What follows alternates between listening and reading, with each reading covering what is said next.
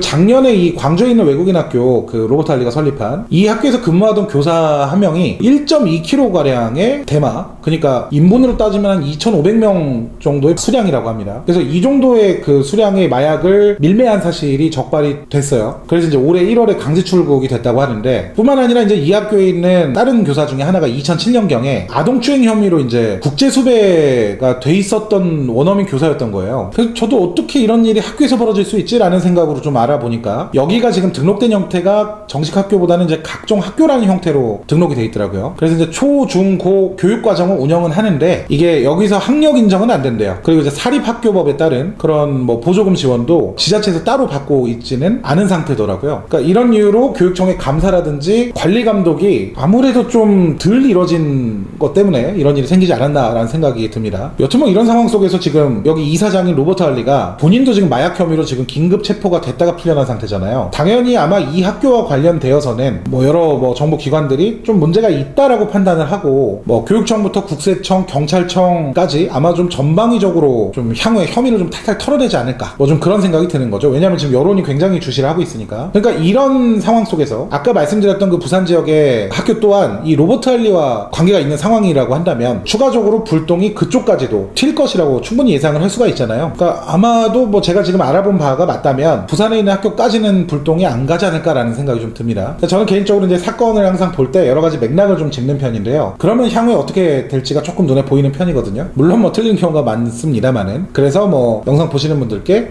이해를 좀 구하기 위해서 추가적으로 좀 말씀드렸습니다. 그리고 이제 콘텐츠 준비하다가 알게 된 사실인데요. 이분이 이 로버트 할리가 야망이 좀 나름 크신 분 같아요. 2016년 3월 11일, 지금으로부터 한 대략 3년 전인데, 지금의 이제 자유한국당의 전신이죠. 이 새누리당에 이분이 이제 비례대표 신청까지 했던 일이 있더라고요. 물론 뭐 후보자 공천 과정에서 탈락했기 때문에 선거에 직접 나오진 않았어요. 그래서 이런 부분은 생각보다 뭐 많이 알려져 있는 것 같지는 않습니다. 그래서 이제 한때 정치인까지 노렸던 이 로버트 할리, 한국명으로 로는 이제 하일이라는 이름을 가진 그가 2019년 4월 8일 여러분들이 아시다시피 마약류 관리에 관한 법률 위반 혐의로 경기 남부지방경찰청 사이버수사대에 긴급 체포됐죠. 필로폰을 투약한 혐의를 받고 있습니다. 참고로 이제 그가 복용했던 마약 필로폰은요, 메스암페타민이라고 불리는 약물입니다. 복용할 경우에는 중독은 기본이고 뇌졸중, 심장질환 같이 이런 개인적으로 그런 질병을 일으킬 수 있는 확률이 굉장히 높아진다고 하고요. 폭력성이 증가하거나 정신착란, 편집증, 망상, 환청 이런 것들을 유발할 수 있기 때문에 사회적으로도 굉장히 많은 피해를 만들어내는 일종의 각성제죠. 이게 이제 중독성이나 부작용 등이 마약 중에서도 상당히 심각한 약물 중에 하나입니다. 즉 개인은 기본이고 주변인이나 사회에까지 상당히 악영향을 줄 수 있는 약물이다, 이렇게 생각을 하시면 될 것 같은데, 그래서 지금 이런 마약 사건들이, 모르시는 분은 그럴 수도 있잖아요. 그 마약 하는 게 뭐가 어때서 그냥 자기 몸 망치는 거지. 근데 이게 결과적으로는 여러 가지 사회적인 문제를 야기할 수 있기 때문에 이게 문제가 되는 거죠. 그러니까 로버트 할리가 복용한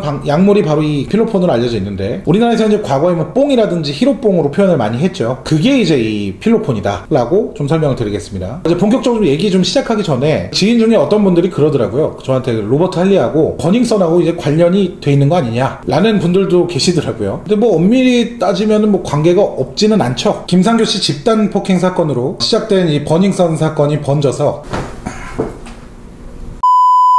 뭐 경찰 유착관계 사건, 클럽 물뽕 사건, 그리고 성관계 동영상 유포 사건, 승리 성접대 사건에 이어서 수사 및 취재 과정에서 드러난 카톡방을 통해 뭐 정준영 사건, 로이킨 사건 이제 등으로 이어지는데, 이런 기조가 반영돼서 전국적으로 이제 마약 수사가 이루어지죠. 이 안에서 경찰이 이제 마약 판매책의 것으로 의심이 되는 계좌를 이제 추적을 한 거예요. 그 과정에서 이 계좌에 송금을 한 구매자 중에 하나가 로버트 할리라고 알려진 거죠. 그러니까 뭐 직접적인 관련은 없을 수도 있겠으나 이게 버닝썬의 나비 효과로 인해서 생겨난 사건은 분명히 맞습니다. 뭐 그게 아니면 이렇게 대대적인 뭐 마약 수사가 진행되지도 않았겠죠. 참고로 이번에 그 대대적인 그 마약 수사 때문에 적발 건수가 뭐 1000건이 넘었대요 벌써. 그러니까 1년이 아니고 이제 한 달에 1000명이 넘었다는 겁니다. 얼마 전에 그 마약왕이라는 영화를 봤는데 진짜 마약왕이 존재하겠구나 라는 생각이 들었습니다. 아무튼 이 과정에서 의외의 인물이 한 명 또 등장해요. 이분은 마약을 해서 자기가 이제 주목을 받게 된 건 아니고 이 로버트 할리 무죄를 주장하면서 주목을 받은 거죠. 바로 미국 브리검영대 2000년대의 마크 피터슨 명예교수가 그 주인공입니다. 이분 주장에 따르면요, 6개월 전에 경찰이 이제 다른 연예인을 마약 혐의로 체포를 하는데 이 사람이 누군지는 모른대요. 근데 이제 이 사람한테 그 마약 같이 한 사람, 다른 사람들 이름 대면은 형량을 좀 가볍게 해주겠다 이렇게 회유를 했다고 하죠. 이것 때문에 작년 10월에서 11월 경에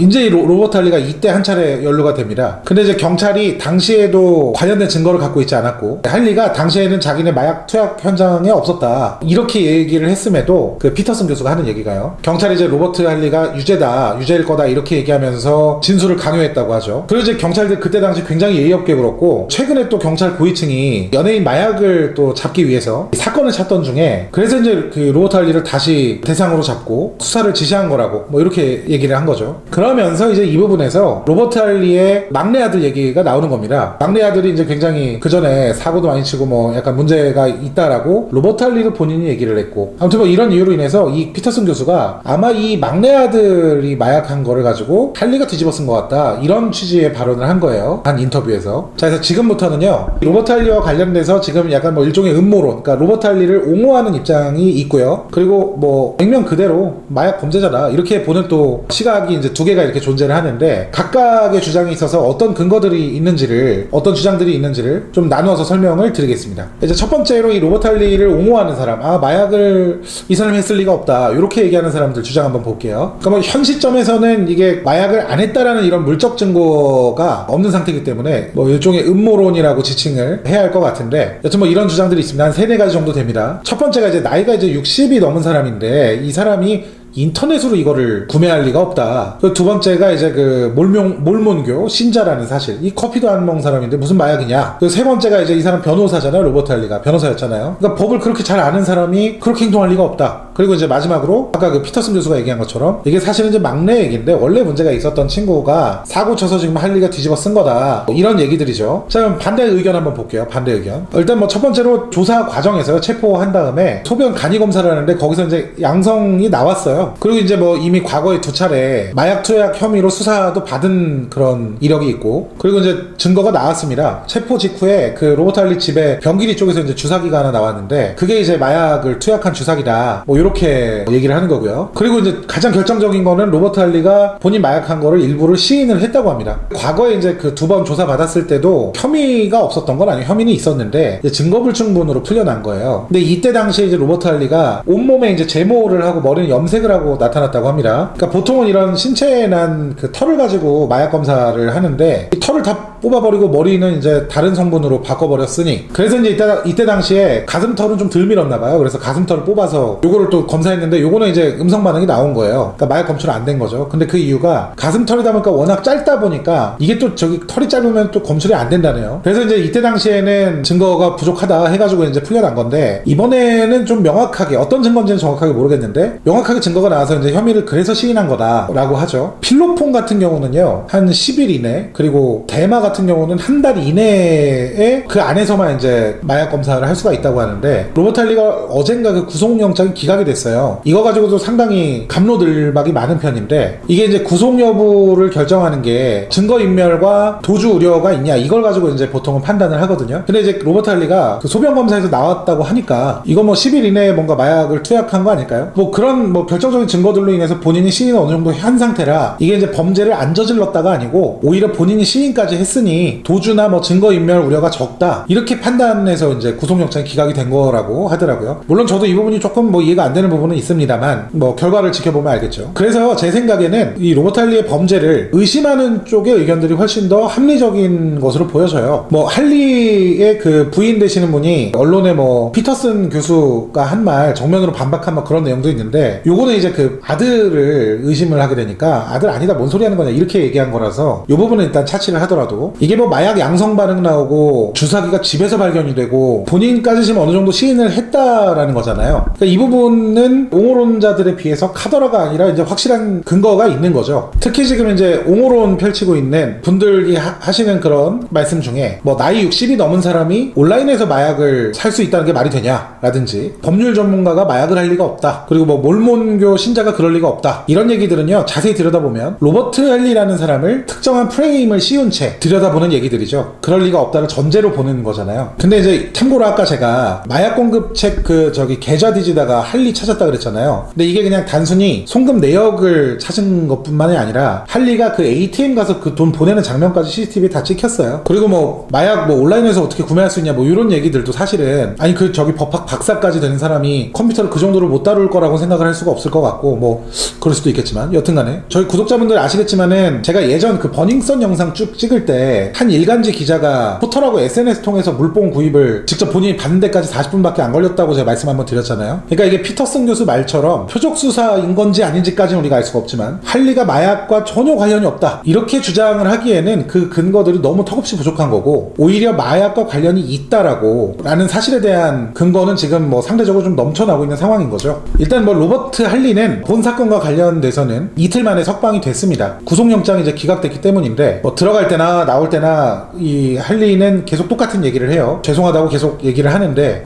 사실 뭐 이렇게 얘기하고 있는 저부터도 왠지 로버트 할리라는 사람이 마약을 했다는 사실이 보면서도 좀 믿어지지 않는 부분은 분명히 있습니다. 그러니까 지금 마약 양성 반응이 나온 검사가요 국가수 검사는 아닙니다. 소변 간이시약 검사라는 건데 정확한 사실은 지금 현재 그 국가수에 지금 모발이랑 소변 샘플이랑 보냈대요 경찰에서. 그러니까 뭐 여러 정황상 이런 걸로 봤을 때 마약을 한 것 같긴 한데 아직 뭐 검사 결과가 확실하게 그 국가수에서 나온 건 아니니까 조금 더 지켜볼 필요도 있을 것 같습니다. 근데 이제 우리가 뭐 이런 사건들 대하면서 뭐 그건 거고 우리가 이제 일반 대중들 입장에서 이 언론을 올바르게 판단하고 받아들여야 되는 우리 수용자들 입장에서는 좀 잊지 말아야 될 것도 있죠. 지금 현재 저도 이제 음모론 안 믿고요. 특히 근거 없이 막 떠들어대는 거 정말 싫어하는 사람인데 지금 상황을 보면 이게 하루가 멀다 하고 지금 연예인 마약 이슈가 계속 터지잖아요. 아니면 하다못해 그 성접대 이슈라든지 성관계 동영상 유포와 관련된 이슈라든지요. 그러니까 이 중심에는 유명인들이 있어요 지금 다. 그러니까 아예 의심을 안 할 수가 없는 게 버닝썬 사건이나 장자연 김학의 사건 이런 사건들의 본질은 뭐 승리나 연예인들이 마약을 했느냐 기득권층을 대상으로 성접대를 했느냐 안 했느냐 뭐 이런 문제보다도 물론 뭐 이것도 중요하겠지만 더 큰 문제들이 있잖아요. 경찰과 유흥업소 간의 유착관계가 실제로 존재를 어느 정도까지 한 거냐 대형 언론하고 정부의 이 기관장들하고는 뭐 어떤 관계인 거냐 기업 관계자 등하고의 이 뭐 언론사 내지는 정부와의 이런 커넥션은 또 어떻게 이루어지는 거냐 얼마나 이루어졌느냐 그리고 메이저 연예기획사들은 사건을 어떤 식으로 무마를 시켰고 또 어떤 걸 무마시키려고 하느냐 이게 우리 사회에 지금 만연해 있는 일종의 뭐 그들만의 부적절한 리그에 대해서 명명백백 밝히고 이거를 바로 잡아야 되는 시기라고 생각을 하거든요. 솔직히 저 같은 경우에는요 정준영이라는 사람이 뭘 했는지 뭐 로이킴이라는 사람이 누구인조차 사실 별로 관심이 없어요. 그들이 뭐 저지른 잘못도 당연히 잘못이겠지만 뭐 안 중요하다는 게 아닙니다. 이 부분에 대해서는 이미 뭐 증거도 이미 많이 나와 있고 여론의 관심도 지금 뭐 유명이다 보니까 현저하게 쏠려 있잖아요. 그러니까 어차피 저는 다 뭐 이렇게 정확하게 법적인 처벌을 받을 거라고 생각을 하고 있어요. 이런 사건들은. 그러니까 사건에 경중을 두는 것이 꼭 옳다고만은 볼 수 없겠지만 확실한 것은 우리 대중들의 이 시선이 다양한 곳으로 이렇게 퍼지면 퍼질수록 제2의 장자연 사건이라든지 불법 뭐 재판 거래 같은 것들 이런 사건들은 다시 충분히 벌어질 수 있는 일이라고 생각을 해요. 이번에 제대로 뿌리 뽑지 못하면. 지금 보시면은 이 로버트 할리 사건이 또 어떻게 발전이 되냐면 마약 사건을 떠나서 이제는 뭐 동성애자 의혹까지 이제 나왔죠. 그러니까 이게 본질을 흐트러뜨리는 자극적인 기사들이 막 도배가 되고 있단 말이에요. 황하나 사건만 보더라도 한동안 그 잠잠했던 그 박유천 씨가 갑자기 등장해서 막 기자회견을 하고요. 그러니까 이게 지금 온통 연예인 얘기로 막 뒤덮여 있거든요. 근데 불과 한 1년 전, 그러니까 6개월 전, 1년 전만 생각을 해봐도 이 특정 시기에 이렇게 많은 연예인 사건이 터질 수가 있나? 이렇게 생각하면 굉장히 간단한 문제 같습니다. 그러니까 사실 제가 이 영상 찍은 의도는요. 지금 방금 말씀드린 게 핵심이에요. 어차피 지금 제 방송 보신 분들한테는 로버트 할리 관련된 건 지금 제가 다 대부분 내용을 다 제가 전달을 해드렸죠. 그 이상의 사건도 아니에요. 이거는 지금 현재는. 그러니까 더 따로 안 알아봐도 될 만큼 제가 지금 자세하게 알려드렸으니까 이제부터는 우리가 좀 잊지 말아야 할 이런 다양한 사건들에 대해서도 잊지 않고 조금 더 기억을 하면 어떨까 싶은 겁니다. 어차피 뭐 이런 사건들이야 국가수 결과 나오면 할리가 뭐 마약을 했는지 안 했는지 어차피 정확하게 밝혀지겠죠. 그러니까 뭐 요런 사건에 뭐 음모론 만들고 막 이러지 말고 뭐 그럴 시간에 우리가 조금 더 넓은 시각으로 뭐 우리 사회를 좀 살펴볼 수 있는 그런 안목을 함께 길러보면 어떨까 싶은 마음으로 본 영상을 마칩니다. 아무튼 오늘 시청해주신 여러분들 진심으로 감사드리고요. 저는 다음 영상 통해서 다시 뵙도록 하겠습니다. 감사합니다. 도영 선생이었습니다.